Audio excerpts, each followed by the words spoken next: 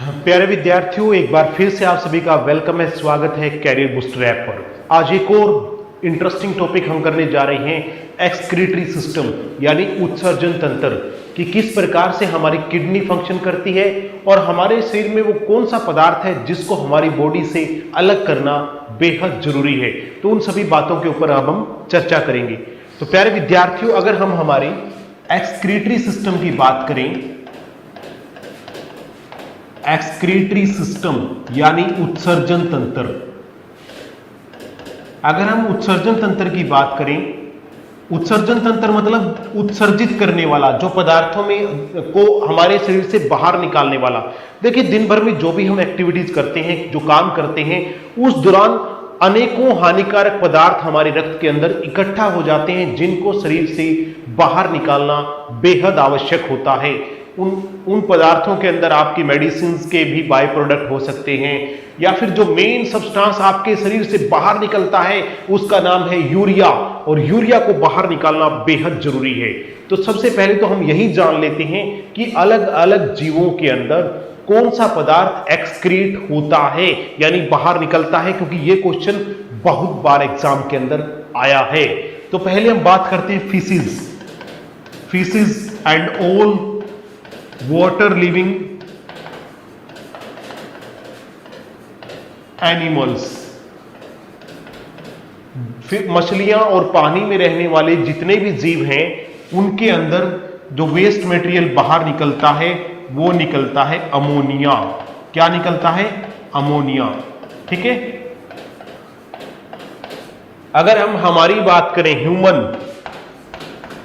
मनुष्य और all mammals यानी सारे के सारे स्तनधारी जीव, स्तनधारी जीव, मैमल क्या होता है? स्तनधारी जीव। ठीक है। इन सभी के अंदर प्यारे बच्चों जो सब्सटेंस बाहर निकलता है वो है यूरिया। तो हमारे में क्या चीज एक्सक्रीट होती है? हमारे यूरिन में क्या होता है? यूरिया होता है।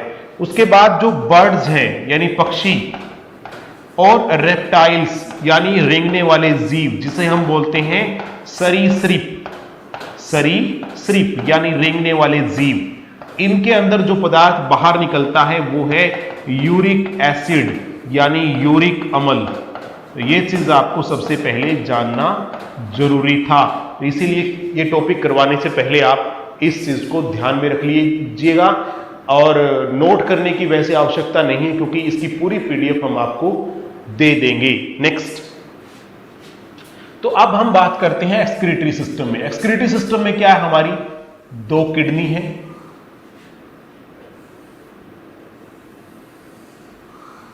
किडनी क्या करती हैं? ब्लड में से वेस्ट मटेरियल को छान करके अलग कर लेती हैं, और वो जो यूरिन है वो इस ट्यूब के द्वारा नीचे की ओर आ जाता है। इस ट्यूब को हम बोलते हैं यूरेटर। यूरेटर। ठीक है। तो यूरेटर वो ट्यूब है जो यूरिन को स्टोर करती हैं। इन्हें हम क्या बोलते हैं प्यारे बच्चों? किडनी यानी वृक्क। तो एक जोड़ी किडनी हमारी बॉडी के अंदर होती है। तो इस ट्यूब के द्वारा यूरिन नीचे की ओर आ जाता है, और ये यूरिन कहां इकट्ठा होता है? इस ब्लैडर के अंदर। इस ब्लैडर को हम क्या बोलते हैं? यूरिनरी ब्लैडर या मूत्राशय। कई बार पेपर में आया है कि हमारा यूरिन कहां पर इकट्ठा होता है? तो यूरिनरी ब्लैडर या मूत्राशय। ठीक है। तो यानी किडनियां छान करके ब्लड वेस्ट मटेरियल को नीचे की ओर ले आती हैं, और कहां इकट्ठा कर देती हैं? इस पार्ट में, जिसको हम क्या बोलते हैं? मूत्राशय या यूरिनरी ब्लैडर।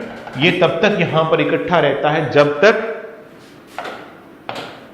यहां से बाहर नहीं निकाल दिया जाता, जिसे हम यूरेथ्रा या मूत्र मार्ग का नाम देते हैं। ठीक है। तो तब तक ये यूरिनरी ब्लैडर के अंदर ही इकट्ठा रहेगा। अब बात यहां पर यह आती है कि क्या वास्तव के अंदर किडनी ही ब्लड को फिल्टर करती है? नहीं।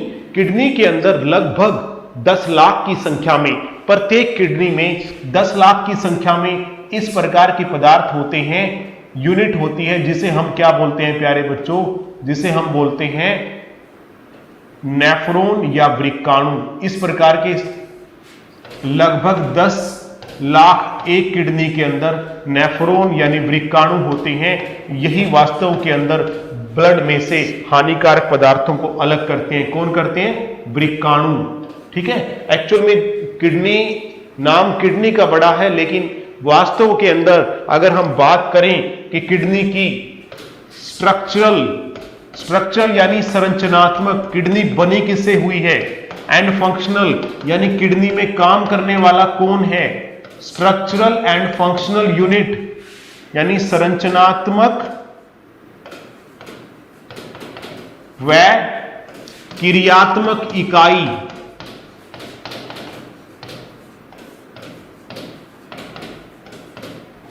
कौन है? Structural and functional unit of kidney is nephron, यानी वृक्काणु ही वास्तव के अंदर किडनी के अंदर काम करने वाली यूनिट है, या फिर यह कह सकते हैं कि किडनी वृक्काणु से मिलकर ही बनी होती है।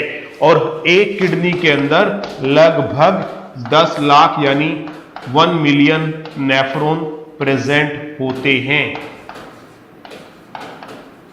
हैं। एक किडनी में कितने होते हैं? 10 लाख के आसपास नेफ्रॉन होते हैं। तो ये चीज भी आपको पता होनी जरूरी है। कि उससे पहले कि हम टॉपिक करें, तो उसके बाद अब हम आ जाते हैं किडनी के ऊपर। देखिए यहां पर आप देख पाएंगे ये आर्टरी है जो ब्लड को किडनी के अंदर लेकर के आ रही है। किडनी ने क्या किया? ब्लड को फिल्टर किया। फिल्टर करने के बाद वेस्ट मटेरियल, जिसमें खास तौर पे यूरिया है, उसको नीचे के ट्यूब यानी यूरेटर में भेज दिया। यूरेटर ने यूरिन को इस पार्ट में इकट्ठा किया जिसे यूरिनरी ब्लैडर या मूत्राशय बोलते हैं, और यूरेथ्रा के द्वारा बाहर निकाल दिया गया। किडनी के ऊपर आप यहां पर एक और चीज देख रहे हैं, इसे हम बोलते हैं एड्रीनल ग्लैंड यानी कि एड्रीनल ग्रंथि। इसके बारे में भी मैं आपको बताऊंगा। यहां पर एड्रीनल ग्रंथि, तो ये एड्रीनल ग्रंथि क्या होती है प्यारे विद्यार्थियों? इससे एक हार्मोन निकलता है, एड्रीनलिन हार्मोन निकलता है, और ये हार्मोन आपके उस समय काम आता है जब आपको सबसे ज्यादा जरूरत होती है। फॉर एग्जाम्पल, आप टेंशन में हैं, आप डर में हैं, आपके सामने कुछ ऐसी सिचुएशन आ जाए कि आप कांपने लग जाए, आपकी हार्ट बीट बढ़ जाए, तो उस समय आपके शरीर को बचाने का काम यही हार्मोन करता है, एड्रेनलिन। नोट कर लीजिएगा। इसीलिए एड्रेनल ग्रंथि को आपातकालीन ग्रंथि भी कहते हैं। आपातकालीन ग्रंथि, इमरजेंसी ग्लैंड। इमरजेंसी ग्लैंड क्यों कहते हैं? क्योंकि इमरजेंसी में यही ग्रंथि हमारे काम आती है। सपोज कीजिए कि आप कहीं गए हुए हैं और आपके सामने शेर आ जाए, तो उस समय आप जो है, आपके हृदय को आघात हो सकता है, हार्ट अटैक से व्यक्ति की मृत्यु हो सकती है, पर यह ग्रंथि उस आघात से हमें बचाती है। तो इसीलिए इस ग्रंथि को हम इमरजेंसी ग्लैंड यानी आपातकालीन ग्रंथि कहते हैं। तो अब वृक्काणु किस प्रकार से हमारे ब्लड से वेस्ट मटेरियल को अलग करता है, तो मैं एक छोटे से डायग्राम से आपको बताने की कोशिश करता हूं प्यारे विद्यार्थियों। देखिए कुछ इस प्रकार का होता है वृक्काणु। ऊपर का जो स्ट्रक्चर होता है कप जैसा होता है, ये देखिए कप जैसा। ये एक वैज्ञानिक थे बोमन, उन्होंने अपने नाम पे ही इसका नाम रख दिया बोमेन कैप्सूल। Bowman capsule. अब हम जो स्ट्रक्चर बना रहे हैं किसका बना रहे हैं? नेफ्रॉन का, यानी किडनी जिससे मिलकर बनी हुई है, जिसको हम वृक्काणु भी बोलते हैं प्यारे बच्चों। उसका डायग्राम बना रहे हैं कि किस प्रकार वह ब्लड में से हानिकारक पदार्थों को अलग करता है। ठीक है, ये जो ऊपर कप जैसा स्ट्रक्चर दिख रहा है इसका नाम है बोमेन कैप्सूल, और इसी के अंदर प्यारे विद्यार्थियों रीनल आर्टरी ब्लड लेकर के आती है। यहां पर छलनी होती है, छलनी का काम क्या होता है? ब्लड को फिल्टर कर देना। ठीक है, इस छलनी को क्या कहते हैं प्यारे बच्चों? इस छलनी को क्या बोलते हैं? ग्लोमेरुलस। ग्लोमेरुलस। कई बार पेपर में आ जाता है कि हमारे नेफ्रॉन के अंदर छलनी नुमा संरचना होती है, उसे क्या कहा जाता है? तो उसे कहा जाता है ग्लोमेरुलस। क्या बोलते हैं? ग्लोमेरुलस। ठीक है, उसके बाद क्या होगा कि यहां पर ब्लड फिल्टर हो गया इस छलनी में। फिल्टर होने के बाद वापिस ब्लड छन करके वापिस चला जाएगा इसके द्वारा। देखिए यहां पर, ठीक है, इस आर्टरी के द्वारा छन करके वापिस चला जाएगा। लेकिन जो वेस्ट मटेरियल है ब्लड में, जो अशुद्धियां हैं, वो छन के नीचे आ जाएंगी। जैसे चाय छानते हैं तो चाय के अंदर चाय तो नीचे चली जाती है, चाय पत्ती ऊपर रह जाती है। यहां पर उल्टा है, शुद्ध चीजें छन करके वापस चली गई ब्लड में और अशुद्धियां कहां पर आ गई, नीचे की ओर आ गई, जिसमें यूरिया है, यूरिन है, जो कुछ भी आप कह सकते हैं। लेकिन कई बार क्या होता है, जब छलने के जो छिद्रों का साइज अगर बड़ा हो तो कुछ ऐसी चीजें भी छनकर नीचे चली जाती हैं जो नहीं जानी चाहिए थी, जैसे प्रोटीन है, ठीक है, फैट्स है, अमीनो एसिड या फिर कुछ न्यूट्रिएंट्स हैं, ग्लूकोज है, ऐसी चीजें नहीं जानी चाहिए थी। अगर वो छनकर नीचे चली गई तो वो शरीर से बाहर न निकल जाए, इसकी जिम्मेवारी भी नेफ्रॉन की होती है। तो वो कैसे करता है, देखिए यहां पर कि ये नेफ्रॉन के अंदर एक इस प्रकार सर्पिलाकार संरचना होती है। सर्पिलाकार संरचना, ये संरचना क्या करती है, जो छनकर के ब्लड वापिस गया ना इस आर्टरी के द्वारा, ये आर्टरी इस सर्पिलाकार संरचना के चारों तरफ लिपटी रहती है। क्यों लिपटी रहती है, ताकि जो वेस्ट मटेरियल नीचे की ओर आ रहा है, अगर इसमें उपयोगी पदार्थ है, ग्लूकोज है, अमीनो अम्ल है, तो वापिस रक्त में चला जाए। यह सुनिश्चित करना इस पार्ट का काम होता है, जो सर्पिलाकार पार्ट मैंने आपको दिखाया। और इस पार्ट को कहते हैं प्यारे बच्चों पीसीटी, यानी पी से प्रोक्सिमल, सी से कन्वोल्यूटेड, टी से ट्यूब्यूल। हिंदी में अगर छोटा सा नाम बोलूं तो केशिका गुच्छ, केशिका गुच्छ, गुच्छा सा होता है ना, तो केशिका गुच्छ बोल सकते हो आप इसको, केशिका गुच्छ, ठीक है। तो यहां पर इस हिस्से के अंदर अगर रक्त में यूजफुल सब्सटेंस है, लाभदायक चीजें हैं, तो वापस ब्लड के अंदर वो खींच ली जाती हैं। केवल वेस्ट मटेरियल नीचे की ओर एक यू आकार के संरचना बनी होती है नेफ्रॉन में, ये देखिए यू आकार की संरचना है, इसमें आ जाता है। इस यू आकार की संरचना को एक और वैज्ञानिक हेनली ने अपना नाम दे दिया, तो इसीलिए इसको हेनली लूप के नाम से जाना जाता है। पेपर में आ गया अगर कभी कि नेफ्रॉन के अंदर यू आकार की संरचना को क्या कहते हैं, तो उसे बोलते हैं हेनली लूप। क्या बोलते हैं, हेनली लूप या लूप ऑफ हेनली, एक ही बात है। तो उसके बाद भी ये जो ब्लड वेसल है ये नेफ्रॉन से लिपटी ही रहेगी। देखिए इस प्रकार ये इसके साथ लिपटी ही रहेगी लगातार बार बार। और हेनली लूप के अंदर तो ये लिपट करके एक जाल सा ही बना लेगी, नीचे आप देख पाएंगे, देखिए यहां पर एक जाल सा ही बन गया, ठीक है। इस जाल को भी प्यारे बच्चों हम वासा रेक्टा के नाम से जानते हैं। ये जो जाल सा पूरा बन गया इसे हम क्या बोलते हैं, वासा रेक्टा, वासा रेक्टा, ये भी आपने ध्यान रखना है। इसी हिस्से के अंदर अगर वाटर और आयन जो है हमारे शरीर के अंदर, जैसे सोडियम क्लोराइड है, सोडियम है, पोटेशियम है, जल है, उनका आदान प्रदान इसी यू आकार के जो संरचना है नेफ्रॉन की, इसी में होता है। उसके बाद क्या देख पाते हैं हम कि यूरिन यहां से चलता हुआ नीचे की ओर आ गया, यू आकार की संरचना में आ गया, यहां पर इसके अंदर से पानी वगैरह वापिस सोख लिया जाता है, ठीक है। तो उसके बाद फिर एक और इसी प्रकार सर्पिलाकार संरचना बनाता है नेफ्रॉन, इसको हम क्या बोलते हैं प्यारे बच्चों, डीसीटी। डी यानी डिस्टल, सी यानी कन्वोल्यूटेड और टी यानी ट्यूब्यूल। यहां पर भी क्या होता है कि अगर अभी भी यूरिन के अंदर कुछ उपयोगी पदार्थ छन करके वापिस रक्त में नहीं गए, तो फिर से दोबारा से यह सुनिश्चित करता है कि कोई उपयोगी पदार्थ बचना नहीं चाहिए जो वापिस शरीर में न खींच लिया जाए। तो इसको सुनिश्चित करने का काम दोबारा से इसका होता है। अगर फिर भी कोई उपयोगी पदार्थ अगर इसके अंदर है तो वो वापिस रक्त में चला जाएगा, और केवल मात्र जो चीजें हमारे किसी काम की नहीं है वो एक पाइप के अंदर छोड़ दी जाएंगी। ऐसी लंबी सी पाइप होती है, इस पाइप के अंदर ये चीजें छोड़ दी जाती हैं। इस पाइप को हम क्या बोलते हैं प्यारे बच्चों, इसको बोलते हैं कलेक्टिंग डक्ट, यानी इकट्ठा करने वाली। कलेक्टिंग का मतलब संग्रह करने वाली, डक्ट यानी नलिका, यानी संग्रह नलिका, कलेक्टिंग डक्ट। तो जितने भी हमारे वृक्काणु होते हैं, जैसे मैंने आपको बताया 10 लाख वृक्काणु होते हैं, सबकी कलेक्टिंग डक्ट यानी संग्रह नलिका इस हिस्से में खुलती है, इसमें 10 लाख के 10 लाख की इसमें खुलती है, यानी यूरिन किस में आ जाता है, यूरेटर में। सारे किडनी के नेफ्रॉन यूरेटर में खुलेंगे, सभी की संग्रह नलिका इसमें खुलेगी और यहां से यूरिन होते होते कहां आ जाता है, यूरिनरी ब्लैडर में आ जाता है प्यारे बच्चों, और यूरिनरी ब्लैडर से यूरेथ्रा के द्वारा शरीर से बाहर निकाल दिया जाता है। ये पूरी की पूरी प्रोसेस हमारी किडनी के अंदर होती है। ठीक है, तो आपको अच्छी तरह से पता लग गया होगा।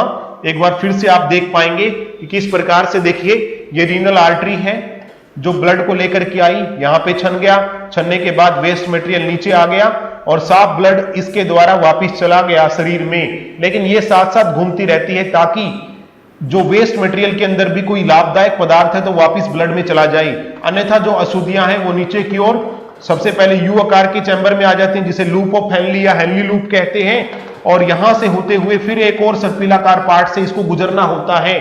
इसका काम भी यही सुनिश्चित करना होता है कि रक्त की अशुद्धियों में कोई अगर अच्छी चीज है तो वापस ब्लड में चली जाए, नहीं तो वेस्ट मटेरियल लास्ट के अंदर संग्रह नलिका में गिर जाते हैं और संग्रह नलिका सभी की सभी यूरेटर में खुलती है। यूरेटर मूत्राशय यानी यूरिनरी ब्लैडर में खुलता है और वहां से यूरेथ्रा यानी मूत्र मार्ग के द्वारा शरीर से बाहर निकाल दिया जाता है। अब हम बात करते हैं प्यारे विद्यार्थियों, किडनी के अंदर स्टोन क्यों होते हैं और उसके पीछे का लॉजिक क्या है और स्टोन होने पर क्या प्रॉब्लम हो सकती है। तो यहां पर एक किडनी को बाइसेक्ट किया गया, यानी बीच से काट के दिखाया गया है कि क्या किडनी के अंदर स्टोन हो सकते हैं। तो देखिए यहां पर आपको कुछ पत्थर से दिखाई दे रहे होंगे, ठीक है, इन्हें हम बोलते हैं स्टोन। आखिरकार ये स्टोन बनते क्यों हैं? तो प्यारे विद्यार्थियों, हमारे शरीर के अंदर कई बार केमिकल रिएक्शन हो जाता है, जैसे कैल्शियम है, कैल्शियम ऑक्सैलिक एसिड से रिएक्ट करके, कैल्शियम किस में होता है, अंडे में, दूध में, ऑक्सैलिक एसिड किस में होता है, टमाटर में, तो कैल्शियम ऑक्सैलिक एसिड से रिएक्ट करके बना लेता है कैल्शियम ऑक्सलेट, और कैल्शियम ऑक्सलेट एक तरह से पत्थर की तरह का पदार्थ है जिसको हम स्टोन या पथरी का नाम देते हैं। तो ये केमिकल रिएक्शन से होता है। इसके अलावा अगर कैल्शियम नींबू से रिएक्ट कर जाए तो बन जाता है कैल्शियम सिट्रेट, ये भी एक पत्थर जैसा कठोर पदार्थ है जो हमारी किडनी के अंदर बन जाता है। कई लोग ये बोलते हैं कि चीनी खाने से पथरी होती है, ये बिल्कुल मिथ है, झूठ है, अफवाह है, ऐसा कुछ नहीं है। केवल मात्र ऐसे कुछ पदार्थ जैसे कैल्शियम और टमाटर रिएक्ट करके, कैल्शियम और नींबू रिएक्ट करके इस प्रकार के केमिकल बना लेते हैं जिस कारण से पथरी का निर्माण हो जाता है। प्यारे विद्यार्थियों, एक बार पथरी अगर बन जाए किडनी के अंदर तो वहां पर खाली जगह, अगर वो निकल भी जाए ना तो वहां पर खाली जगह बन जाती है, जिस कारण से दोबारा से उसी जगह पर पथरी बनने की संभावना कई गुना तक बढ़ जाती है। अब होता क्या है कि किडनी के अंदर अगर पथरी बन गई कोई प्रॉब्लम नहीं, लेकिन दिक्कत कब होती है, जब ये पथरी किडनी से यूरेटर के अंदर चली जाती है और यूरेटर में जाकर के ये फंस जाती है और वहीं पर स्टार्ट होता है भयंकर पेन कमर के पिछले हिस्से में। इस हिस्से में, क्योंकि यूरेटर यहीं से गुजरती है, इस हिस्से के अंदर पेन अगर हो तो उसके चांसेस हैं कि वो स्टोन पेन यानी पथरी का पेन ही है। तो तब आपको तुरंत जाकर के ट्रीटमेंट लेना पड़ेगा, नहीं तो ये पेन आपको रुला देगा प्यारे विद्यार्थियों। तो ये तब होता है जब यूरेटर में, तो आप कुछ अच्छी मेडिसिन लेकर के, जैसे होम्योपैथिक मेडिसिन है बल्बेरी वल्गैरिस, और भी बहुत सारी हैं प्यारे विद्यार्थियों, हाइड्रोंजिया अर्बोरसेंस, हाइड्रोंजिया अर्बोरसेंस, पत्थर चिट्टा बोलते हैं जिसको। तो ऐसे बहुत सारी मेडिसिन है जिसको लेकर के आप जो है पथरी के दर्द से मुक्ति पा सकते हैं। ठीक है, तो जैमस्टोन, कुछ इस प्रकार की एलोपैथी मेडिसिन भी हैं, तो जिनका यूज करके पथरी को पिघला करके हम जो है यूरिन के साथ उसको शरीर से बाहर निकाल सकते हैं। तो ये होता है स्टोन। तो अब हम बात करते हैं, हाँ जी, क्या होगा अगर किडनी डैमेज हो जाए, what happen if kidney gate damage, what happen if kidney gate damage, क्या होगा अगर किडनी डैमेज हो जाए। वैसे आमतौर पर किडनी डैमेज नहीं होती है, लेकिन कुछ एक कारण होते हैं जिसके कारण किडनी डैमेज हो सकती है, जैसे हाई ब्लड प्रेशर। ठीक है, नंबर 2, किसी चीज का इंफेक्शन हो जाए, ठीक है। नंबर 3, चोट लग जाए, आपका एक्सीडेंट हो जाए या एक्सीडेंटल उस कंडीशन के अंदर चोट लग जाए, तब भी आपको किडनी डैमेज की प्रॉब्लम हो सकती है। या फिर ड्रग रिएक्शन, किसी भी दवाई का आपके किडनी के ऊपर इफेक्ट पड़ जाए जिसके कारण भी किडनी डैमेज हो सकती है। तो ये कुछ एक रीजन है जिसके कारण किडनी डैमेज हो सकती है। अब अगर क्या होगा अगर किडनी डैमेज हो जाए तो, ठीक है, तो दो रास्ते हैं। नंबर 1 है डायलिसिस, अपोहन भी बोल देते हैं इसको हिंदी में, या डायलिसिस भी बोलते देते हैं। और दूसरा है किडनी ट्रांसप्लांटेशन।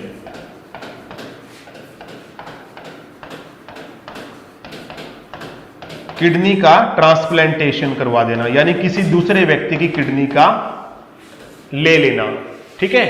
डायलिसिस में क्या होता है, इसको हम आर्टिफिशियल किडनी ही कहते हैं प्यारे बच्चों, कृत्रिम किडनी। क्यों? क्योंकि जैसे हमारी किडनी क्या करती है, ब्लड में से हानिकारक पदार्थों को बाहर निकालती है, ठीक इसी प्रकार से मैं आपको डायग्राम में दिखा पाऊंगा कि ये देखिए इस प्रकार की एक मशीन होती है, ये किडनी की तरह ही है। इस मशीन में क्या करते हैं, आपके शरीर का एक तरफ से ब्लड लेकर के इस मशीन में फिल्टर करके उसमें से यूरिया और हानिकारक पदार्थों को निकाल देते हैं और फिर दोबारा से ब्लड को आपके शरीर के अंदर दूसरी पाइप के द्वारा भेज दिया जाता है फिल्टर होने के बाद। और इस टेक्निक को हम क्या बोलते हैं प्यारे बच्चों, इस टेक्निक को हम बोलते हैं dialysis, filtration of blood with machine, filtration of blood with machine, machine के साथ ब्लड को फिल्टर कर देना, इसे हम डायलिसिस कहते हैं। लेकिन ये कारगर कब तक है, जब तक कुछ तो आपकी किडनी काम करे तभी कारगर है ना। अब फॉर एग्जांपल अगर आपको 10-11 दिन के अंदर ब्लड फिल्टर करवाना पड़ रहा है तो भी काम चल जाता है, लेकिन जब किडनी आपकी बिल्कुल खत्म हो जाए और एक दिन के अंदर 3-3 बार डायलिसिस करवानी पड़े तो बहुत ही कॉस्टली पड़ता है, हर व्यक्ति इसको वहन नहीं कर पाता, इसी कारण से व्यक्ति की मृत्यु हो जाती है। दूसरा जो तरीका है वो है किडनी ट्रांसप्लांटेशन। लेकिन प्यारे विद्यार्थियों, इसके मार्ग में भी बहुत सारी बाधाएं हैं। क्या है, किडनी ट्रांसप्लांटेशन में मैचिंग होना सबसे ज्यादा जरूरी है। मैचिंग होना सबसे ज्यादा जरूरी है। मैचिंग का मतलब क्या है, देखिए जब भी किसी दूसरे व्यक्ति का कोई भी चीज हमारे शरीर में डाला जाएगा तो हमारा शरीर उसको एक्सेप्ट नहीं करता है। क्यों नहीं करता? क्योंकि उसको लगता है कि ये बाहरी कोई ना कोई एंटीजन है। जैसे कोई वायरस बैक्टीरिया हमारे शरीर में जाए तो हमारी एंटीबॉडीज उसके साथ लड़ती हैं। ठीक इसी प्रकार से जब किसी व्यक्ति किडनी ली जाती है तो अगर हमारे शरीर को ऐसा लगे कि ये हमारा अंग नहीं है तो उससे लड़ करके कुछ ही दिनों में उसको बिल्कुल खत्म कर देती है। इसीलिए मैचिंग जरूरी होना सबसे ज्यादा जरूरी है। डॉक्टर ये देखते हैं कि कितने % इस व्यक्ति की मैचिंग हो रही है। मैचिंग में क्या चीज मैच होती है? ब्लड ग्रुप देखा जाता है कि वास्तव की दोनों का ब्लड ग्रुप सेम है क्या। एक एंटीजन होता है HLA, ह्यूमन ल्यूकोसाइट एंटीजन, इसको भी देखा जाता है। और बहुत सारे टेस्ट होते हैं सैकड़ों की संख्या में। सभी टेस्ट अगर मैच कर जाए तो डॉक्टर कह देते हैं कि किडनी इस व्यक्ति की दी जा सकती है। इसीलिए डॉक्टर ज्यादा प्रेफरेंस करते हैं कि ब्लड रिलेशन वालों की किडनी दी जाए। ब्लड रिलेशन यानी जैसे मां बेटा हो गया, फादर हो गया, भाई बहन हो गए, इस प्रकार से जो रिलेशन है उनको हम ब्लड रिलेशन कहते हैं, क्योंकि यहां पर मैचिंग होने की संभावना ज्यादा होती है। अगर जुड़वा है तो मैचिंग होने की संभावना बहुत ही ज्यादा होती है। उस कंडीशन में किडनी बहुत इजीली हमारा शरीर एक्सेप्ट कर लेता है अगर जुड़वा की किडनी को लिया जाए। किडनी क्यों ली जाए और किडनी देने से होता क्या है? देखिए हमारे में 2 किडनी होती है, ठीक है। एक किडनी से भी हमारा काम चल सकता है, इसलिए दूसरी किडनी को लोग अपने ब्लड रिलेशन में डोनेट करके उसकी जान को बचा लेते हैं और इसे बोलते हैं किडनी ट्रांसप्लांटेशन। देखिए ठीक है ना। लेकिन फिर भी क्या होता है प्यारे बच्चों, देखिए यहां पर मैं आपको डायग्राम में दिखा पाऊंगा कि ये देखिए ये किसी व्यक्ति की दोनों किडनी खराब हो गई, ठीक है, दोनों किडनी डैमेज हो गई। तो इस व्यक्ति की किडनी को काट करके यहां पर लगाया जाता है, जांग वाले हिस्से में या यहां पर खाली जगह पर लगाया जाता है। प्यारे बच्चों वहीं पे नहीं लगता जहां पर किडनी एक्चुअल में होती है। साइड के अंदर दोनों वेन जो है उसकी सप्लाई किडनी को दे दी जाती है और यहीं पर ये फिल्ट्रेशन का काम करती है। ठीक है, अगर मैचिंग हुई तो उस व्यक्ति की जान बची रहती है, नहीं तो हमारा शरीर खुद ब खुद इस किडनी को हमारे शरीर से बाहर निकालने का काम यानी खत्म करने का काम करता है।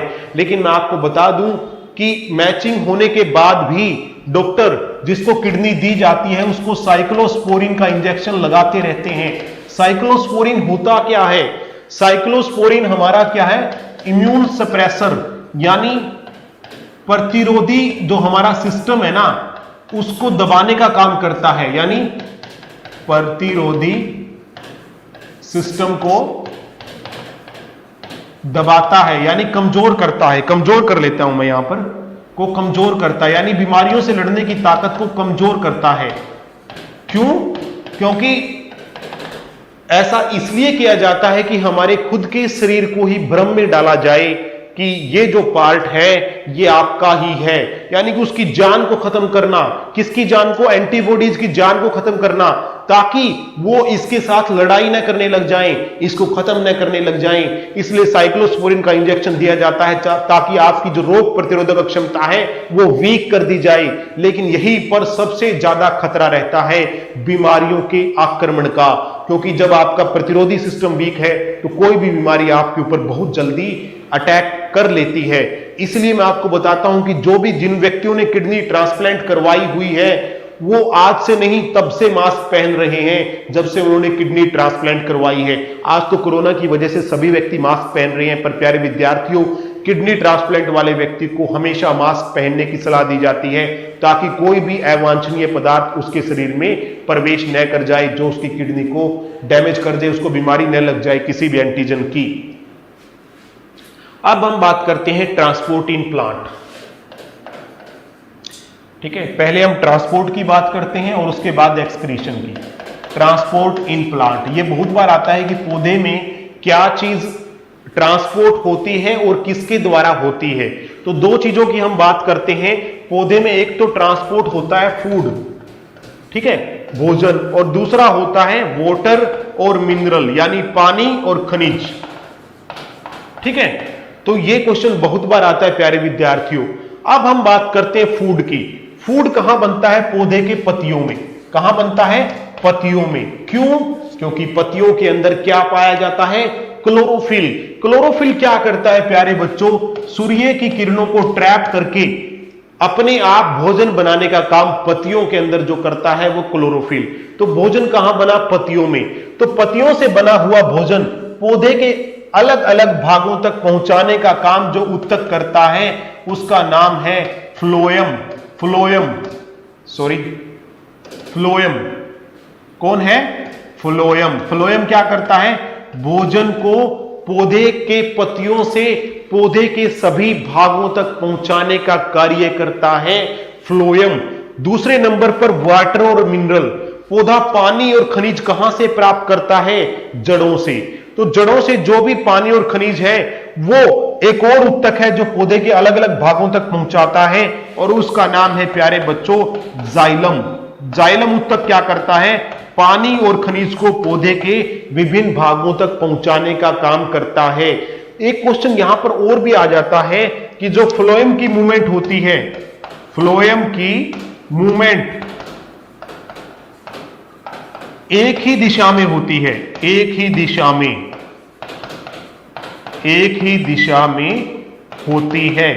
एक ही दिशा का मतलब होता है यूनिडायरेक्शनल। यूनि मतलब एक, डायरेक्शनल यानी दिशा।